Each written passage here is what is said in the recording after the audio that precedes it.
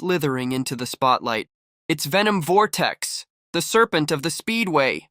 With a sleek venom green paint job and purple lightning bolts down the sides, this monster truck looks fast, just sitting still. The hood? It's shaped like a snake's head, complete with glowing red eyes and metallic fangs. Venom Vortex's tires are wrapped in scale-textured treads, built to grip, strike, and slide through every twist and turn. His side exhausts hiss with smoke, and every time he jumps, it's like a snake coiled and ready to strike. He's not just fast, he's unpredictable. He's not just flashy, he's fierce. Venom Vortex, speed with a bite.